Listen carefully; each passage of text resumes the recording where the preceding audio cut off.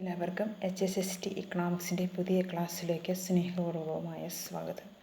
കഴിഞ്ഞ ക്ലാസ്സുകളിലായി നമ്മൾ HSST ഇക്കണോമിക്സിൻ്റെ സിലബസിലെ module 1 ചില ടോപ്പിക്കുകൾ ഡിസ്കസ് ചെയ്തിരുന്നു. ആ ടോപ്പിക്കുകൾ നിങ്ങൾക്ക് ലഭിക്കുന്നതിനായി ചാനൽ സബ്സ്ക്രൈബ് ചെയ്യുക. ഇന്ന് നമ്മൾ പുതിയ ടോപ്പിക്കിലേക്ക് ആണ് ഡിസ്കസ് ചെയ്യുന്നത് theory of cost. We can already know what is cost. It is the money expenditure incurred by a firm for producing a commodity. Then what is the difference between technical efficiency and economic efficiency? Technical efficiency refers to we can produce the maximum level of output with the minimum input or efficient use of input. What is the economic efficiency? Economic efficiency refers to we produce given level of output with the minimum cost of input. We can produce given level of output with the minimum cost of the input. Then now we discuss about some concepts in cost. Firstly, nominal cost or money cost and real cost. Nominal cost or money cost is the money expenditure incurred by a firm. Real cost is the cost in the form of pains, sacrifices and efforts of various factors like labor involved in production. It is the pain, sacrifices and efforts of the various inputs, especially labor involved in production. Now then, historical cost and sunk cost. Historical cost is the cost of originally purchased, that at the time of purchase of equipment or building machinery, etc.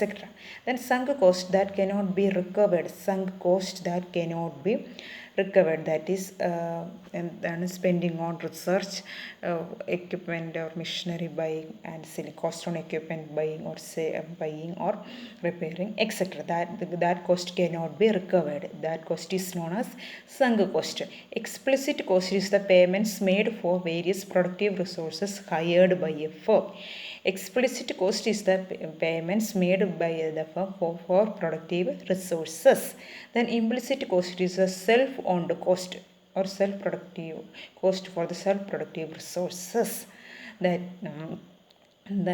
is a return on firm's his own investment. Return on the firm's his own investment. That kind of cost is known as implicit cost. Economic cost is the sum of explicit cost and implicit cost. Then another concept is opportunity cost. Opportunity cost is the cost of next best alternative uses. Cost of the next best alternative uses. Then now we comes to the short-run traditional theory of cost. In traditional theory, we discuss two types of cost: short-run cost and long-run cost.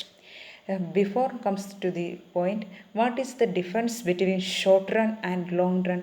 In short run, we cannot change all the factors. We can change only one or two factors. That kind of period is known as short period. But in long period, all factors can be varied. There is no fixed factors in long run. Then we comes to the point short run cost curve in traditional theory. What is total fixed cost?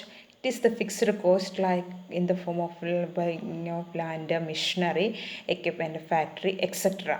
It becomes horizontal straight line start from the y-axis because in at output 0, but total there will be total fixed cost because in the form of factory, land, etc.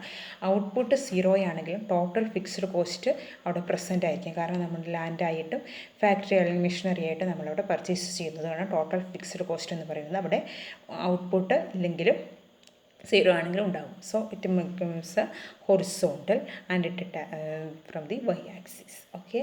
Then total variable cost. What is total variable cost?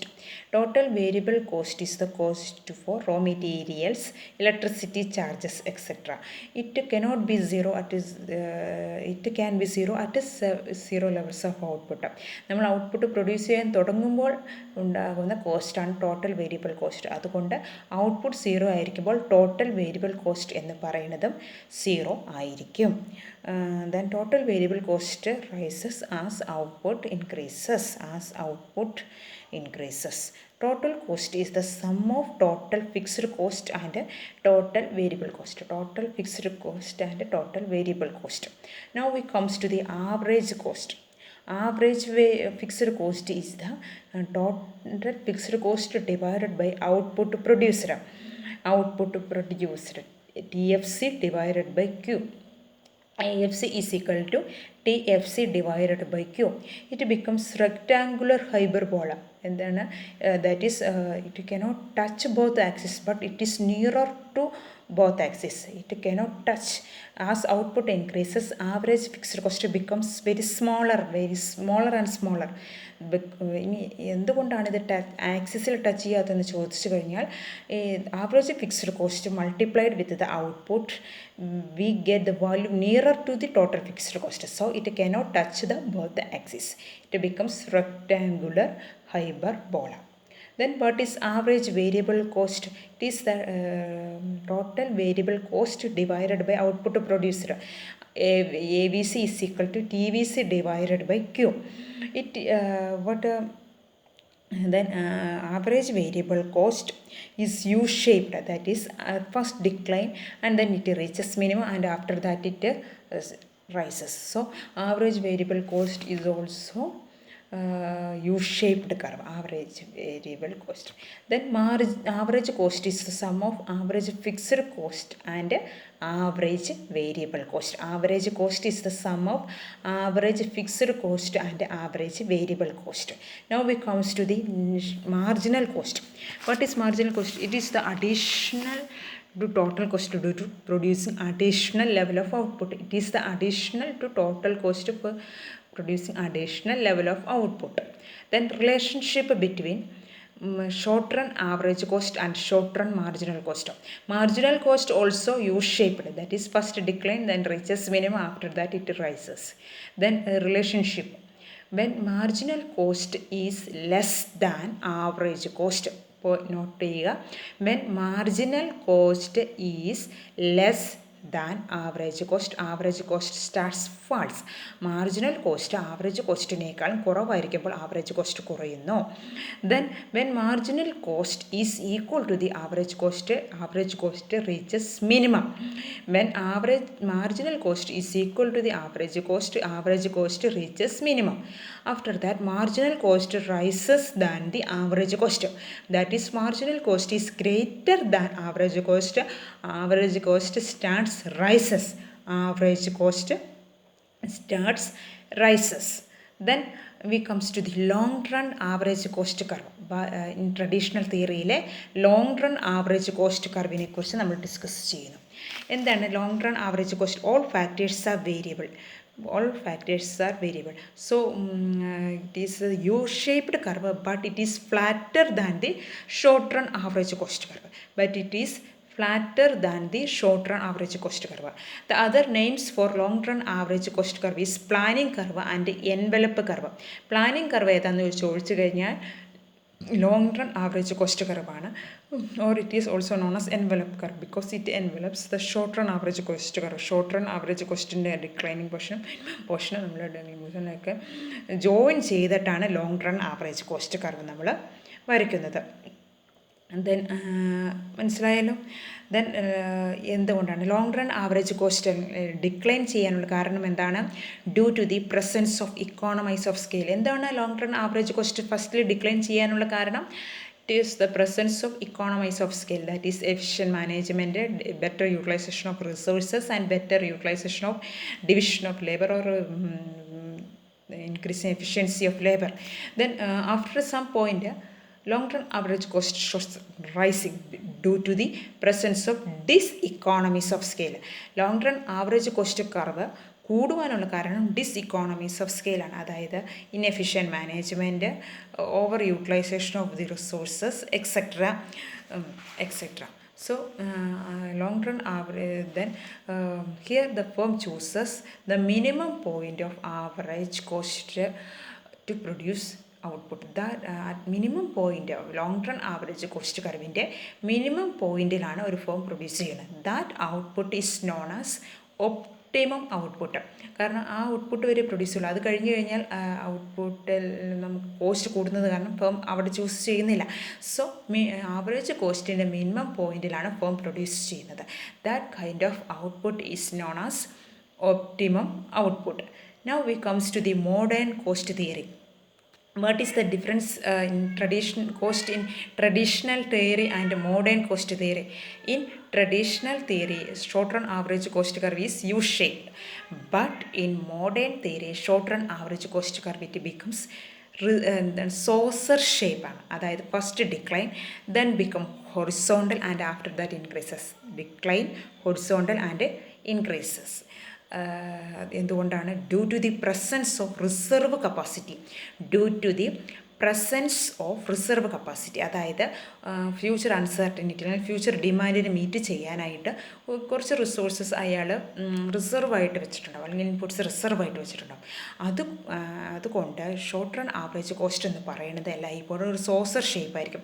First decline, then horizontal or constant, and then after that it increases. Then ഇനി long run average cost curve നമ്മൾ traditional തിയറിയിലിട്ട് എല്ലാവരും flatter U shaped എന്ന് പറഞ്ഞു. എന്നാൽ modern cost തിയറിയിൽ പറയുന്നത് it becomes L shaped എന്നാണ്. ലോങ് റൺ ആവറേജ് കോസ്റ്റ് എന്ന് പറയുന്നത് എൽ ഷേപ്ഡ് എന്നാണ്. എന്തുകൊണ്ടാണ്? Due to the presence of both technical economies and managerial economies. എന്തുകൊണ്ടാണ്? Both the presence of technical economies and managerial economies. ഇനി എന്തുകൊണ്ടാണ് എൽ ഷേപ്ഡ് ആവാൻ കാരണം, അല്ലെങ്കിൽ ഇങ്ങനെ ഡിക്ലൈൻ ചെയ്ത് എൽ ഷേപ്ഡ് ആവാൻ കാരണം? അതായത് മാനേജറിയൽ ഡിസ്ഇക്കോണമീസ് കൂടുതൽ മാനേജ്മെൻറ്റിൻ്റെ അവിടെ ഡിസ്ഇക്കോണമീസ് വരും. ആ managerial diseconomies is offsetted by technical improvements in productions or technological improvements in productions. അതായത് മാനേജർ ഡിസ്ഇക്കോണമീസ് അവിടെ പ്രസൻറ്റ് ചെയ്യുകയാണെങ്കിലും അതിനെ ഒബ്സെറ്റ് ചെയ്യുന്ന ആര്? Technological improvements. So long run average cost curve is L shaped. Long run average cost, അതായത് cost എല്ലായ്പ്പോഴും ഒരു declining trend ആയിരിക്കും, ഒരു ലോവർ കോസ്റ്റ് ആയിരിക്കും എന്നതാണ് പറയുന്നത്. കാരണം ടെക്നോളജിക്കൽ ഇംപ്രൂവ്മെൻറ്റ്സ് അവിടെ പ്രസൻസ് ആയതുകൊണ്ട് കോസ്റ്റ് എല്ലായ്പ്പോഴും ഒരു കുറവായിരിക്കും, ഒരു even falls smaller amount constant or even falls at smaller cost വളരെ കുറച്ചായിരിക്കും ഇതിൽ കുറയുന്നു എന്നതാണ് long run average cost curve എന്ന് പറയുന്നത്. അപ്പോൾ long run average cost modern theory അനുസരിച്ച് ഷോർട്ട് റൺ ആവറേജ് കോസ്റ്റ് എന്ന് പറയുന്നത് സോസർ ഷേപ്പും ലോങ് റൺ ആവറേജ് കോസ്റ്റ് എന്ന് പറയുന്നത് ഇതാണ് എൽ ഷേപ്പ്ഡുമാണ്. ഇനി നമ്മൾ കോസ്റ്റിൽ ഇപ്പോൾ മോഡേൺ കോസ്റ്റ് തിയറിനെയും ക്രിട്ടിസൈസ് ചെയ്തുകൊണ്ട് പുതിയൊരു കോസ്റ്റ് തിയറി വന്നിട്ടുണ്ട്, റിവേഴ്സ്ഡ് ജെ ഷേപ്പ്ഡ് കർവ്. എന്താണ് reversed J shaped cost curve? അതും നോട്ട് ചെയ്യുക. Reversed J shaped cost curve, അതിനെക്കുറിച്ചൊക്കെ സ്റ്റഡി നടന്നുകൊണ്ടിരിക്കുക. അതായത് കറൻസി അപ്രിഷ്യേറ്റ് ചെയ്യുമ്പോഴാണ് ഈ റിവേഴ്സ് ജെ ഷേപ്പ്ഡ് കർവ് വരുന്നത്. എന്താണ് അത് ഉദ്ദേശിക്കുന്നത്? Exports becomes more expensive for importing country. It reduces export competitiveness. അതായത് കറൻസി അപ്രീഷിയേറ്റ് ചെയ്യുമ്പോഴത്തേക്കും ഇമ്പോർട്ടിംഗ് കൺട്രിയുടെ എക്സ്പോർട്ട് എന്ന് പറയുന്നത് ഒരു മോർ എക്സ്പെൻസീവാണ് അല്ലേ? കറൻസി അപ്രീഷിയേറ്റ് ചെയ്യുമ്പോൾ ഇമ്പോർട്ടിംഗ് കൺട്രിയുടെ, അപ്പോൾ അത് എക്സ്പോർട്ട് കോമ്പറ്റീറ്റീവ്നെസ് കുറയ്ക്കും. അത് കോസ്റ്റിലുണ്ടാകുന്ന മാറ്റത്തിനെ കാണിക്കുന്ന കർവാണ് ഇൻവേഴ്സ് ജെ ഷേപ്പ്ഡ് കർവ്. നമ്മൾ ജെ കർവ് എഫക്റ്റ് എന്താണ് പഠിച്ചത്? അതായത് ഡിപ്രീസിയേഷൻ, അല്ലെങ്കിൽ ഒരു കറൻസി ഡിവാല്യൂ ചെയ്ത് കഴിഞ്ഞാൽ ആദ്യം ഇനിഷ്യലി വേഴ്സൻസ്, അതായത് നമ്മൾ ആദ്യം ടൈംസ് ഓഫ് ട്രേഡ് കുറയും, പിന്നീട് ടൈംസ് ഓഫ് ട്രേഡ് ഇമ്പ്രൂവ് ചെയ്യും. അതാണ് ഡീവാലുവേഷൻ്റെ ആദ്യത്തെ റിസൾട്ട് എന്ന് പറയുന്നത്. ഫസ്റ്റിലി അതാണ് ജെ കർവ് പറയുന്നത്. ഫസ്റ്റിൽ നമ്മൾ ഡിക്രീസ് ചെയ്യും, then after that we can improve our terms of trade. This is the graphical version of the J curve. Then what is learning curve? Learning by doing എന്ന concept ഏത് ഇക്കണോമിസ്റ്റിൻ്റെയാണ്? ആരോയുടെയാണ്? Learning curve ആരുമായിട്ട് ബന്ധപ്പെട്ടിരിക്കുന്നു? Arrow. എന്താണ് പറയുന്നത്? We can produce more levels of output by minimum cost. അതായത് technological efficiency increase ചെയ്യുകയാണെങ്കിൽ output അല്ലെങ്കിൽ ഔട്ട്പുട്ടിൻ്റെ എഫിഷ്യൻസി ഇൻക്രീസ് ചെയ്യുകയാണെങ്കിൽ we can produce more level of output with minimum cost. അപ്പോൾ ഇതെല്ലാമാണ് കോസ്റ്റ് തിയറിയിൽ വരുന്ന ഇമ്പോർട്ടൻറ്റ് പോയിൻറ്റ്സ്. കോസ്റ്റ് തിയറിയിൽ നമ്മൾ പഠിച്ചിരിക്കേണ്ടത് ഡിഫറെൻറ്റ് ടൈപ്സ് ഓഫ് കോസ്റ്റിൽ നമുക്ക് ഒരു പക്ഷേ അത് മാച്ച് ദ ഫോളോയിങ് ആയിട്ട് ചോദിക്കാം.